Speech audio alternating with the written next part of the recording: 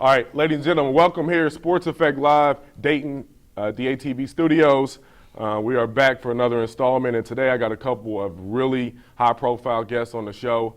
He's been on here before, and he's had his own show. He's one of the, I would say, one of the best entertainers in this city, and he should have his own show as well, but we'll talk about that later. We got Mr. Jody Coleman in the building. How you doing today, man? How you doing, Dion? Good, appreciate it. Good. Come back on the show. I appreciate it, and I love what you're doing here. Yeah, I appreciate you being on the show. And also, here in a little bit, we're going to bring on the athletic director for the South Carolina State squad here. He was a local guy and went to Urbana, and now he's down there being an athletic director. We got Paul Bryant in the building. So I'm excited about that. But first, we're going to talk NFL recap, Week 8.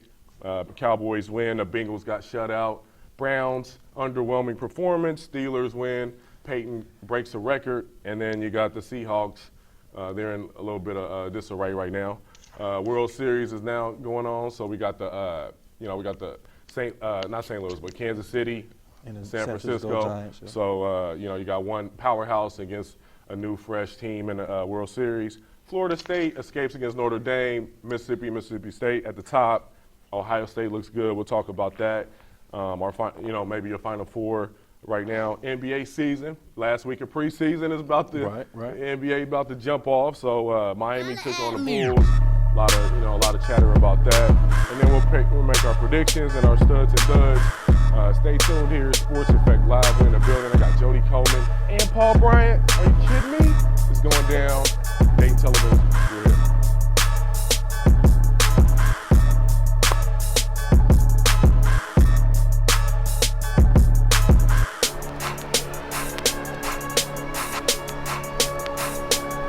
Welcome back here at Sports Effect Live.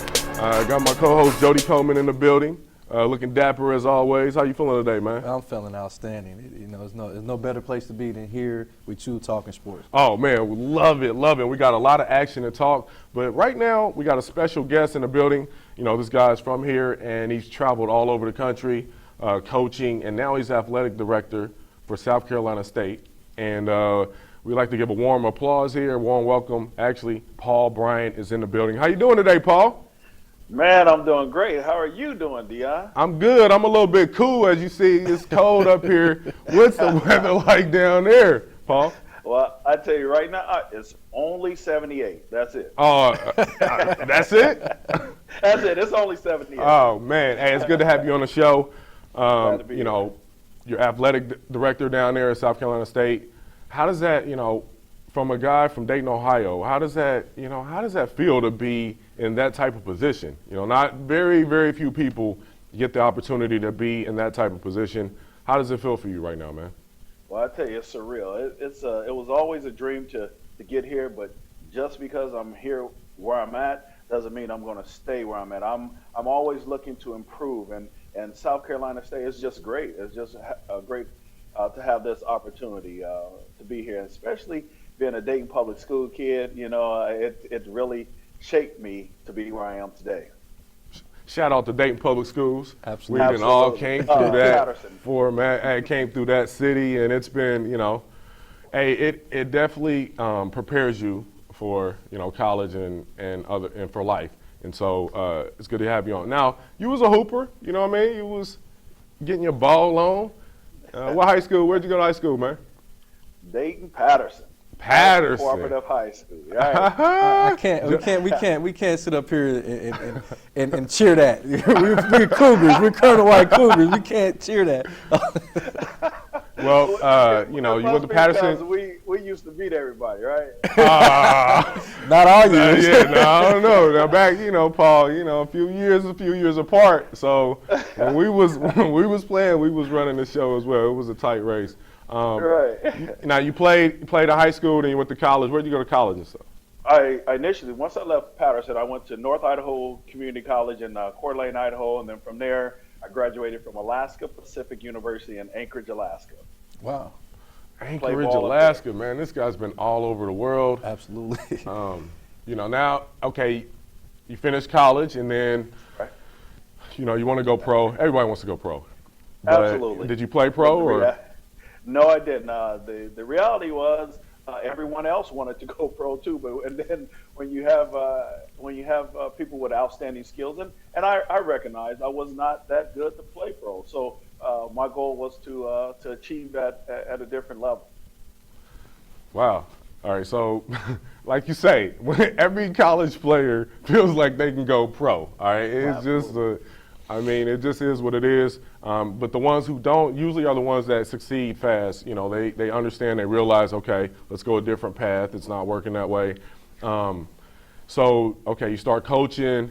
And when did you realize that you knew that was the job? You know, that was something that you would be loving to do and be doing for years?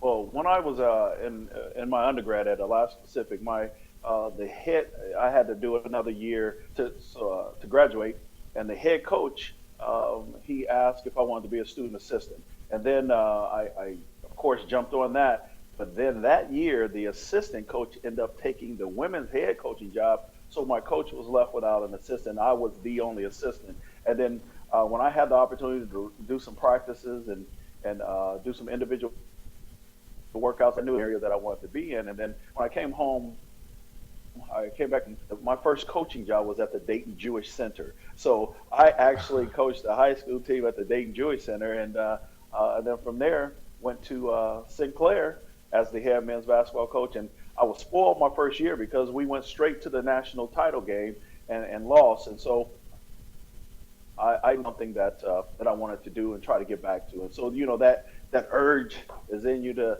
be successful and to get back. And so I knew that this was the area that I wanted to be in. Wow, that's you got some great stories, man. You need to write a book or something here. Hey, that is coming. I'm doing it right as we speak. All right, you wanna? Yeah, in the Dayton area, I still call you Coach Bryant because you were a legendary figure.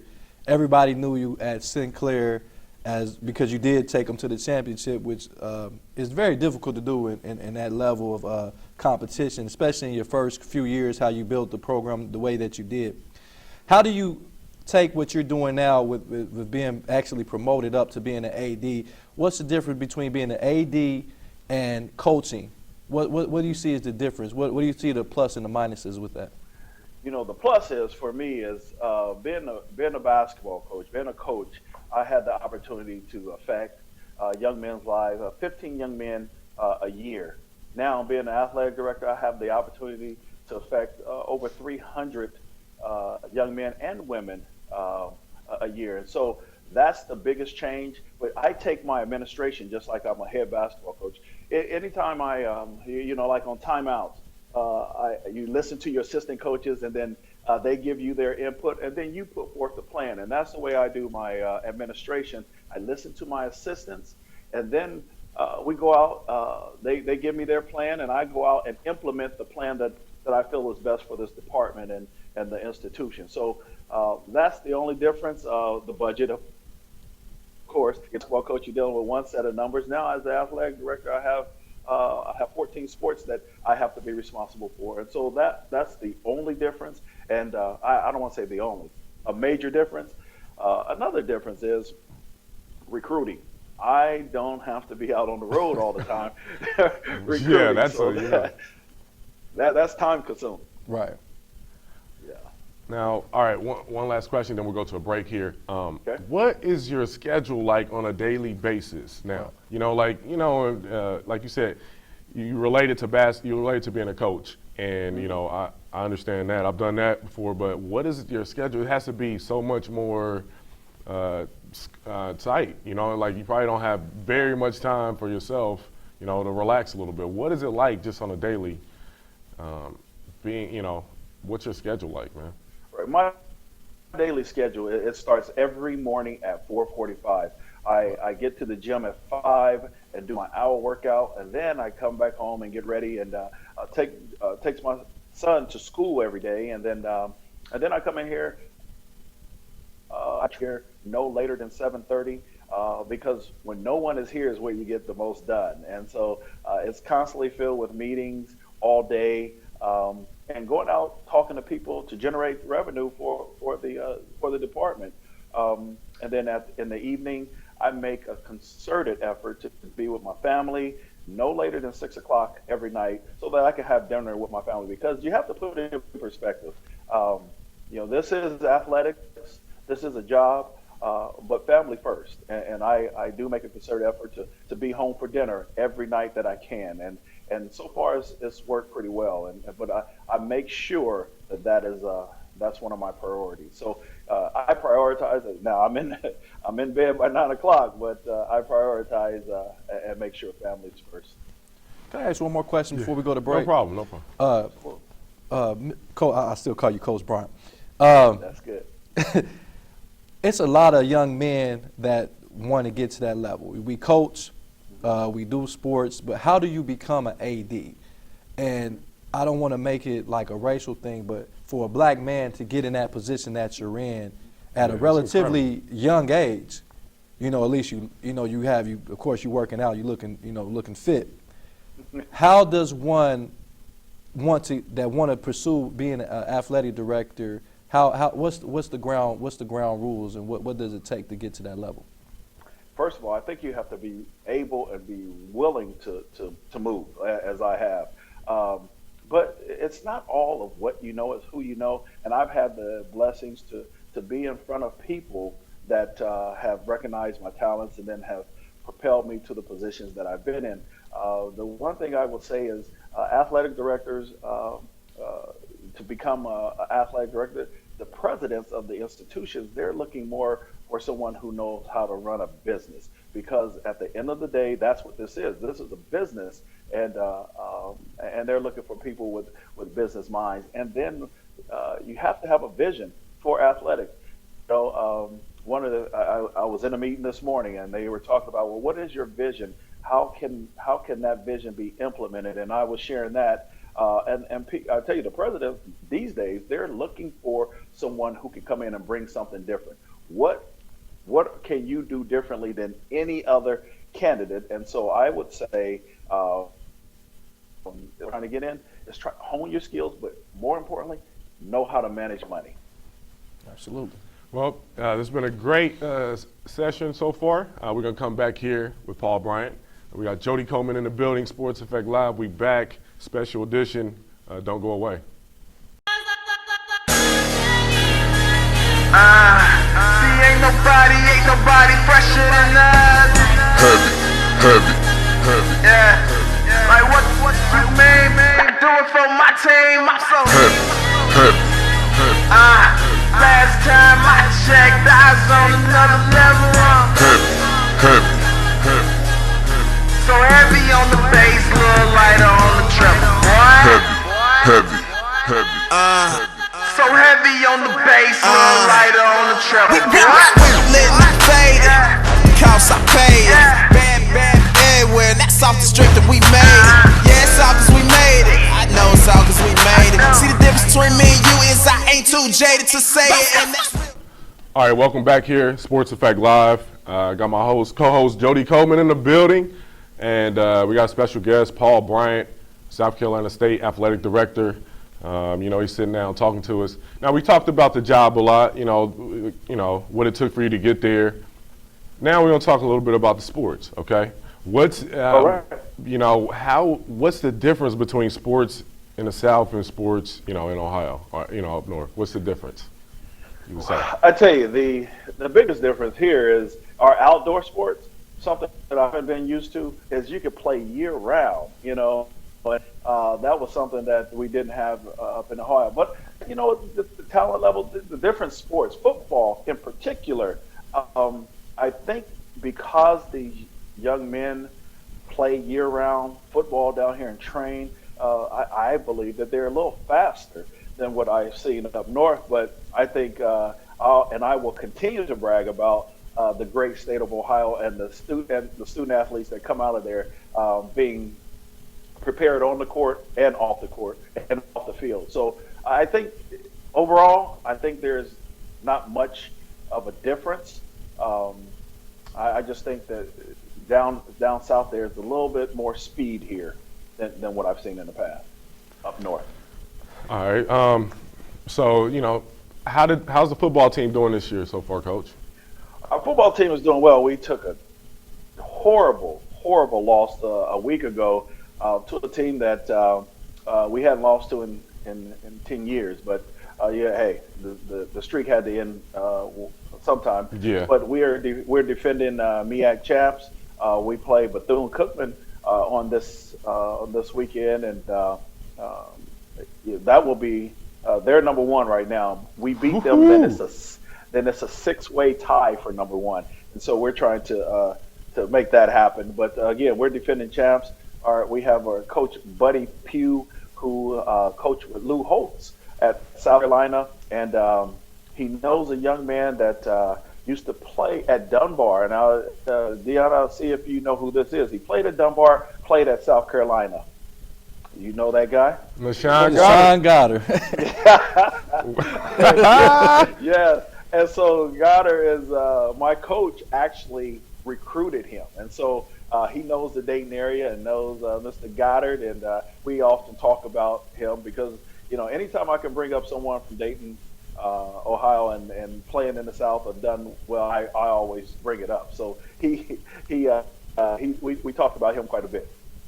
These Dayton athletes is over. Hey, we everywhere. That's right. I got a question for you, if I may ask.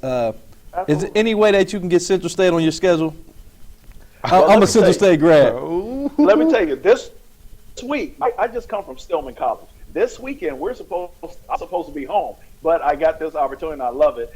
But we're not trying to get Central because they're Division II, and then once you start getting in the rankings and trying to be ranked in we're the FCS, they frown on that a little bit, and they don't give you the proper rankings. But I tell you who I'm trying to get on my schedule for next year. Well, football is done, but basketball, I'm trying to get the University of Dayton and or Wright State. But football, eventually, I want to get to Ohio State. Absolutely. And play them.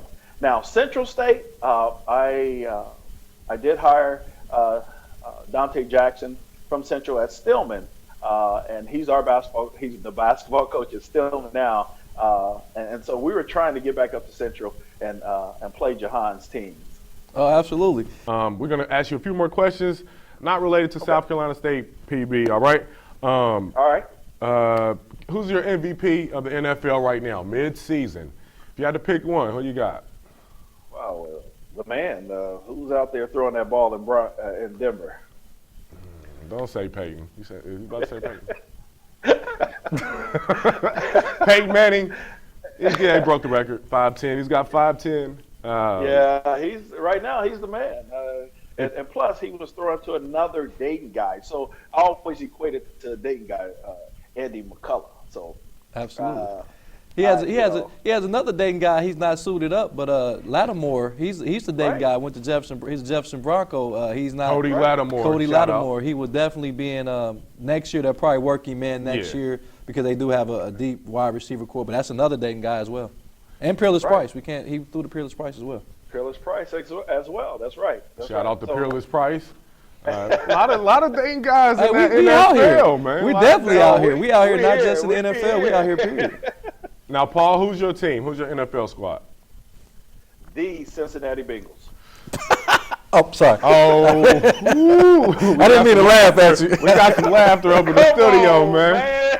After that 0-2, y'all 0-2-1 y'all last three. Now y'all started out on fire. Who they? That's all I seen. Hashtag who they. That's all I seen. I mean, I thought you guys had a good shot to get to the Super Bowl.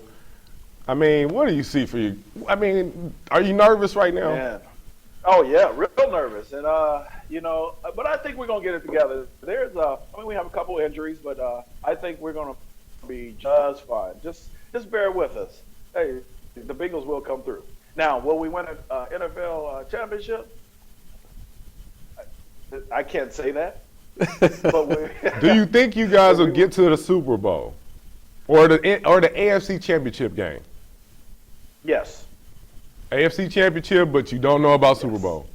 Exactly. Okay. And I don't know that we'll get through the AFC Championship game, but we will be there. Okay. All right. One last question. Let's go, Marvin. All right. You got any sports questions? Last question. I'm a sports connoisseur. I'm pretty sure with you being an AD, you know all about sports. Who do you got between the Kansas City Royals and the Giants? So you got the upstart, the young guys that run, they steal bases like crazy, and you got the potential dynasty of the San Francisco Giants. Who you got in that? Giants. Definitely. Well, Yep. you know, Yep. the series already They're started, good. so, you know, Paul, we Kansas City still got the home No, field. Kansas City, no. Let's not Yeah. get. They won 8 in a row. Right. But Right. you got to lose. I just feel like the ride was so magical for them that you play against a team like the Giants, they don't have a name you can just lock in on and shut down on the offensive side. And defense, I mean, and pitching-wise, I mean, they have 2 or 3, you know. Bumgard is I mean, he is the man right now. He's amazing. He's unhittable. He is the man. He is the man right now. He is the man, and you know, two titles in 4 years. They've been battle tested. They beat a St. Louis team who have won a couple World As well, Series in the yeah. last 5 years, 5 or 6. So it was, you know, they're battle tested. I think they'll have a dynasty after this series is over. One last question for you. LeBron is back. He came back to Ohio, man. Hey, man. You Cavaliers in the you know NBA what? Finals or what? Ohio is just it. I don't care. And I brag about Ohio is the state. And him coming back home, that makes me that much happier because I know he can do it for the home state. Well, we know you're doing a brilliant job down in South Carolina. It's great to see one of our own doing big things out here. Maybe we can come down to the South Carolina State game, man. You know, we need to get down there. Hey, definitely. Athletic director, I'm sorry, still calling you coach. We appreciate you being on the show. If there's anything you want to say out there to the people from Dayton or, you know, or your family or your supporters or South Carolina State. Yeah. Well, I tell you, I appreciate this opportunity. Dayton is always close to the heart because that's where it all started. That's where it still continues. And so all the support that I've gotten from Dayton, Ohio, I appreciate it. I am eventually going to come back and we try to do a camp because the camps and stuff that we did back in the day were very successful. And I think we can continue to do those. I do want to say hello to my mother, Pastor Sandra Bryan, my brother Philip and Sophia, and then all my other siblings and nieces and nephews. My nephew Philip Bryan is playing down in Cincinnati, and he's a heck of a football player. He gets it from his uncle, not his dad. But at any event, I just like to say thank you all for everything that you've done for me and continue to do for me.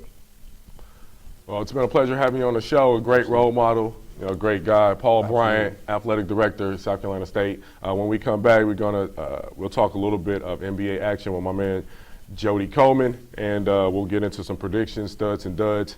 This is Sports Effect Live. Holla at me.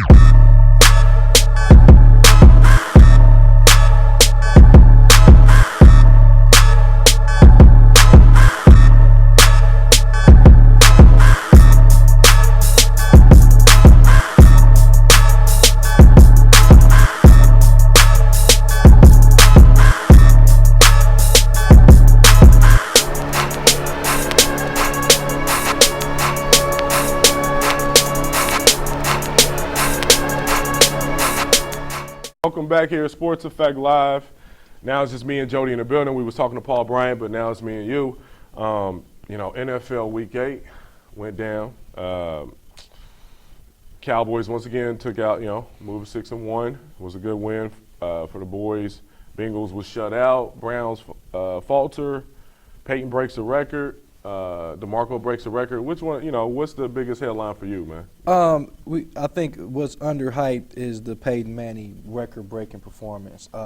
We're looking at a record that has stood for only a few years, but before that, it was when Dan Marino actually broke it, and of course Brett Favre broke it, that we thought would never be broken. And in this day and age with social media, it's kind of funny that I'm saying this, but I think this record has been underhyped because how good Peyton Manning has been over the years is almost like his second nature. But this is a huge accomplishment. I think this record is going to be pushed over 600 before it's all said and done. And I think, honestly, this will be a record that will never be broken. Well, I mean, you know, he got the. We all knew he would be the guy that probably break the record. Brett Favre held it, you know.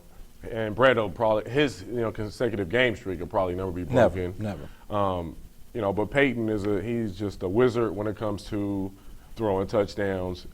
passing yards, completions. This guy he's a wizard, and he takes the game as serious as anybody has ever taken it, and at least regular season games. the regular season games. I think he takes the playoffs serious. He just don't win. He just sometimes he just can't make it happen. But one thing I want to say on this, and I'm not being too critical of Peyton Manning, is a lot of times, in my opinion, every touchdown counts. But a lot of times, what I don't like about his record during the course of getting his record, he threw a lot of touchdowns when the game was out of reach.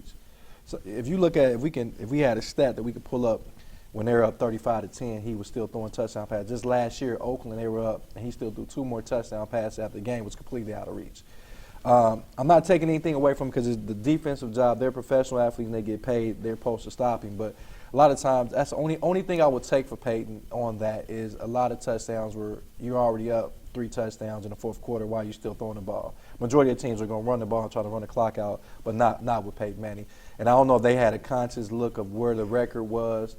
That's just my only downfall. I'm not taking away from him because he's playing against professional athletes. I truly believe that a lot of touchdowns may have came when the game was out of reach.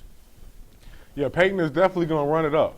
I mean, we know he loves his stats, and Eli's not so much. You can tell, you can kind of see him as they're growing up. Peyton's the guy, serious, about the numbers. Eli's like, oh, well, I'll win. Eli got two Super Bowl rings, and he only has one. And that probably irks him to no end, even though he would never say it.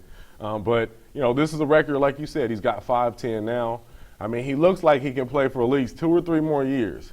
If he plays 2 more years, he's averaging 40 touchdowns a season. He'll definitely get close to 600. He probably will get 600. So the question is 600 touchdown passes. If you average it out, I mean, you play 16 games a season. You need at least 40 touchdowns per season. I mean, it's an amazing accomplishment. I don't know how long it'll be. It'll be broken eventually, but maybe it'll take. If it is somebody that was going to break it, they're probably playing Pop Warner right now. Yeah, they're not. Somebody. I like Andrew Luck. If anybody that was playing would be Andrew Luck to even come close, but I really truly believe that Peyton Manning is going to be in a class of his own. And I'm looking at at least 30 to 40 years. Well, with all the changing of the grabbing of the receivers and the being able to is more things geared for scoring and passing offenses. It can be broken. I just don't think it will be broken. And if it is, it's not going. I don't think it's going to be in our lifetime. Maybe our kids' lifetime. Yeah. This guy, he's a great quarterback. Is he the greatest quarterback? No. I don't know if you was asking me that question. Yeah, I'm asking. But, is he the but greatest? no, if he wins a Super Bowl, he has to win another Super Bowl to be considered the best. If Peyton Manning does not win another Super Bowl, I can't even put him in my top 5. And he's still going to be behind Joe Montana. I still think he's going to be behind John Elway. I truly believe he's behind Johnny Unitas. And for a crazy thing, he's still behind Tom Brady.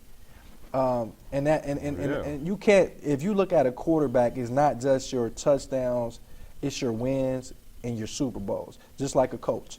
And no other player on the field has that type of pressure on them, but you get paid the big bucks. You get paid the most on the field. And it is not just about how many touchdowns and yardage you can throw for, it's how many Super Bowls you can get. That's why Dan Marino is always going to be one of the greatest quarterbacks of all time. But to say that he's in the best, I think it's a smack in the face to the guys that did both.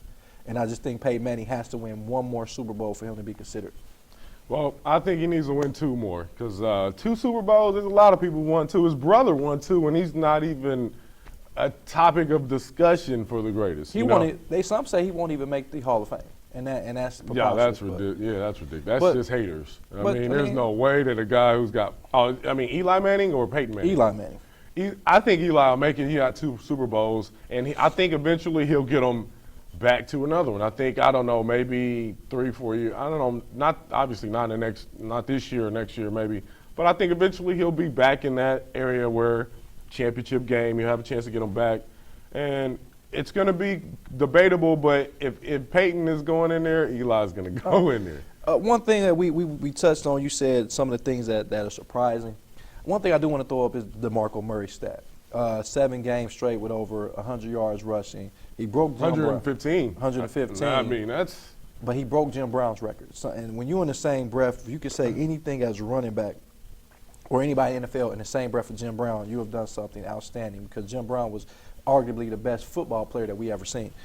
But in this passing lead, this passing dominating lead, he has a dominant quarterback, and Tony Romo, people don't agree with, but Tony Romo can throw the rock around. If you look at his numbers compared to any of these guys, Tony Romo is a guy that if you take his name off of it and you put 4 different quarterbacks up it, one is Tom Brady, one is Drew Brees, one is Peyton Manning, and one is Aaron Rodgers, you wouldn't know who was who. Now, you know Peyton Manning, he has the gaudy numbers of touchdown, but you won't know the other guys. Tony Romo fits right in that mold. But he gets, of course, the late game heroics that they say he don't have, even though he leads the NFL since he's been a starter and comeback wins. I'm saying all that to say this with DeMarco Murray, it's so much, and his record is impressive because of the way that they geared towards the passing game. So to have a running back, an every down running back to do this, when you have other running backs that got 3 or 4 on the committee type of running back scheme, DeMarco Murray is a throwback guy, Emmitt Smith type guy, giving the ball 25 times a game, he's going to get it done. And then that revamped offensive line where they spent the last 3 years of addressing the offensive line all 3 years, and it's showing and it's paying dividends in Dallas. That's why they're the best team in football. All right, now we know right now it's a 2-man race for the MVP. Who do you got right now, and then who do you think is going to win the MVP? I mean, Deion, you know, I'm going to have to go against you on that. I don't think it's a 2-man race. I think it's a 3-man. I think Phillip Rivers is my guy. I like Phillip Rivers to win the MVP because he's doing more with less. He has 17 touchdown passes, only 3 interceptions. His team is 5-2. He's not weak. He's a quarterback. No, Phillip Rivers, no doubt about it. He's throwing over close to 70%, which is the highest completion percentage in the league. He's doing it with unknown guys. Yeah, we know who Antonio Gates is, but we know Keenan Allen. Keenan Allen is a second-year guy. He's doing it with Malcolm Floyd. He's not doing it with the cast of characters that Peyton Manning has, where he had Wes Welkers and Demaryius Thomas and Julius Thomas, and now he got Emmanuel Sanders and all these guys, and he's flying up under the radar. He's a team, and this is why I say he's an MVP candidate, because he didn't go to Seattle, but he beat Seattle, a team that Denver couldn't do. He couldn't beat, and they definitively beat Seattle. It was at home, but Denver couldn't do it. So I just think that DeMarco Murray's going to be there. We all know what's going to happen with him for his wear and tear. He's carrying the ball more. He has close to 200 carries already at mid, which is going to put him at a pace to go over 425 times a year. I just think that Phillip Rivers is doing a lot more with less. He's comparable as far as Peyton Manning with record-wise. They lost a tough one to Kansas City, but Kansas City is a division game. I think Phillip Rivers. I picked Phillip Rivers after week 1, and I'm gonna stick with him. And I think Phillip Rivers will be the MVP. Whew. I mean, that's Phillip Rivers definitely up until they lost against Kansas City. He definitely was a front runner. Kind of slept on him a little bit because you're hearing all the talk about Peyton Manning, DeMarco Murray, the Cowboys. They're all in the press. But Phillip Rivers definitely an MVP candidate. And also I had Russell Wilson actually an outside chance before the meltdown, the 2-game meltdown that they've had so far. But Russell Wilson had 300 yards passing, 100 rushing. I don't think this will be his year. I think next year he'll be more of a candidate. This year, they're just struggling. I think they're struggling to win a game in the playoffs. If you look at the stats, it's been 8 consecutive years that the Super Bowl champion has not even won a game in the next season's playoffs. So they're a little bit on shaky ground right now, and I think it's going to stay like that because you got rid of Percy Harvin. He's with the Jets. Okay. He was a dynamic player. You just can't. They didn't get anything for him. So. Maybe I guess he might have been a cancer in the locker room. They said they just could not work it out. Pete Carroll said that. So maybe something was going on. But maybe something was going on. But I think, like you said, it's probably going to be a 3-man race for the 3-man. Phillip Rivers, definitely, because as long as he keeps his team up in the upper echelon, he's going to be considered. Peyton Manning's going to be there because he has a great team, and DeMarco Murray's going to be there because he plays with the high-profile team, and he is setting records that nobody's ever done. And as long as he stays healthy and they keep winning, his name is going to be up there. Well, in the dark horse, we got to throw in Andrew Luck, who is leading the NFL in touchdown passes and yardage. So that's a guy that we have to really keep on. And we got to keep that guy right there. I don't think he will win it because he is not only is he leading the lead in touchdown passes, but he's second in the lead in interceptions. So, you know, he's behind Blake Bortles with 10. He has 7. And that's one thing, a knock on Andrew Luck. He throws a lot and he throws a few interceptions because he's still young. But I don't think it's this year either. But like I said, I think this is the year. And I think sometime by default they may give it to Phillip Rivers because Peyton Manning has won. He's a 5-time MVP, and some people are getting tired of seeing it. Like Michael Jordan. Michael Jordan pretty much should have won the MVP every year he was in the league. Right. But sometimes you want to see some new blood that actually earned it. And I think that Phillip Rivers is the guy. But you were speaking about Seattle. Can we speak on that for a moment? Yeah. They lost 2 games. They lost a total of 3 games. They lost to San Diego, then they lose to Dallas at home, and then they turn around and lose this week to a St. Louis team that they had a lot of bad calls in that game. I think Pierre Carroll was out-coached. Is it because of Percy Harvin? I think they won despite Percy Harvin last year. Remember, Percy Harvin didn't really play a lot last year. He did play in the Super Bowl. But I think Seattle will struggle. I think they get in the playoffs, but if they don't get home field, I think they're very vulnerable on the road. And I think that without having a guy, it's no one on that offensive side of the ball outside of Russell Wilson that you're scared of that can beat you with the 50-yard run or a 50-yard pass. So I think getting rid of Percy Harvin, even though his numbers didn't equal up because he was only averaging 6 yards a catch, which is preposterous for a wide receiver. And then Monday night game, we had 3 touchdowns called back against the Redskins. I just think that it must have been very, very bad in that locker room to let him go for a 4th-round pick and potentially maybe a 6th-round pick. So Seattle right now, I think that they're in pretty much trouble, especially in that division. And with the 49ers going to be back healthy, because they played the 49ers twice in the last 4 weeks, and they'll have Aldon Smith. Yeah. He'll be back, and they may get him back a little bit early. They said he might get games cut for good behavior. We don't know what the McDonald situation is going to be. You're going to have DeMar Bowman back. He's going to be back. Yeah. And you're going to have Patrick Willis back. And along with their running game, their offense starting to come along, San Francisco, and then you can't count out the Arizona Cardinals. So I think Seattle right now is going to be tough sledding for them. You know they're going to win the games at home, but what are you going to do on the road? Yeah, definitely. You know, and when you win that championship, you know, they were under the radar. They were a good team. We knew they were a solid team, but they hadn't made any type of mark, and then you win the Super Bowl. So now you go from, hunting to the hunted, and I think you see a little bit of pressure on him a little bit. You start to see, Russell Wilson, Doug Baldwin, okay, he admits he gets in a fight with Harvin. He's jumping off on Russell Wilson. Russell Wilson's a little bit frustrated. You got Pete Carroll, so I think, you start to see a little bit of signs. And, you got a tremendous division. The Cardinals they play lights out ball right now. And San Francisco's going to be up there at the end. I don't know. It's going to be tough. Transitioning real quick, Andrew Luck shut out the Bengals. What do you think? Bengals play the Ravens this week. Who you got? Definitely. The game is in Cincinnati. I do believe that A.J. Green won't play. If A.J. Green, somehow reason, does not play this week, I think Baltimore wins it, and I believe they win by as much as 10 points because of the fact that they become one-dimensional offensively. They don't have that down the field presence, and Marvin Jones won't be back this year. So now you have 2 of your starting receivers no longer there. You have Mohamed Sanu will be there, but he's no A.J. Green. And you're still missing Eifert, the tight end. Running the ball, they can stack up the box, and I think that Baltimore is really in rhythm right now. And Joe Flacco is throwing a outstanding deep ball to Steve Smith, and Torrey Smith is starting to come along. They're surviving without Peter at a tight end position, and Owen Daniels is starting to get a groove. Yeah. And I just think defensively they're still the Baltimore Ravens, even without Ray Lewis. I think Baltimore is definitely going to win that game by 10 if A.J. Green doesn't play. If A.J. Green don't play, I think it's a sense of urgency for the Bengals. They played lackluster 3 straight games. I think they'll get it together, and they'll tighten that race up in the AFC Central Division. North Division. Browns, you guys had underwhelming performance. You guys get it done against Oakland or what? It's going to be difficult. One thing about Cleveland, we found out last week that we are not prepared, and I'm going to say we because I'm a Cleveland Brown fan.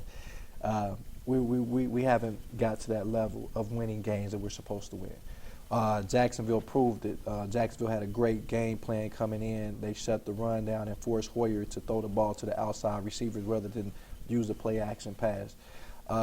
Next week, this week they play the Oakland Raiders, and they do play at home, which they do play better. They going against another rookie quarterback. The defense played outstanding last week, picking up Blake Bortles 3 times. Derek Carr, is a more dynamic passer than Blake Bortles. I think he's going to be a better professional, in my opinion. Oakland has a lot of veterans. They're a little bit better coached with the intern coach, Tony Sombrano. Yeah. The intern coach. He was a coach at the Miami Dolphins. Yeah. So Cleveland win. I think Cleveland does bounce back. I think they take a look at their offensive game plan, and I don't think Oakland is going to be ready because I think they're going to make the proper adjustment. Cleveland wins by 7. All right. Browns, underwhelming performance, lost at Jacksonville, had a chance to go to 5-2. Instead, now they're 4-3. No, it would have been 4-2. I'm sorry. 4-2. 3-3 now. Oh, they're 3-3 now. Okay, 3-3. That's 500. Hoyer was 16 for 41. Just not a great performance. Is that it? Okay. Okay, 16 for 41. I do think they'll get the win, though. I think that they'll bounce back. They have a really good defense. I think they'll run the ball a lot more and keep it on the ground, take it out of Hoyer's hand a little bit. And I do think they'll get it done. Oakland plays uninspiring ball. They're just not – I'm not feeling them. I just don't see anything from them. And when your best player says, we stink, you stink. Right. All right? It's been a pleasure having you on the show, man. Appreciate it. That was a quick hour right there. But we'll definitely have you back in the studio next week if you're down to come back. I'm here. All right, we got Jody Coleman in the building. Special thanks to Paul Bryant, South Carolina State. We'll be back next week. We'll see if our predictions are right.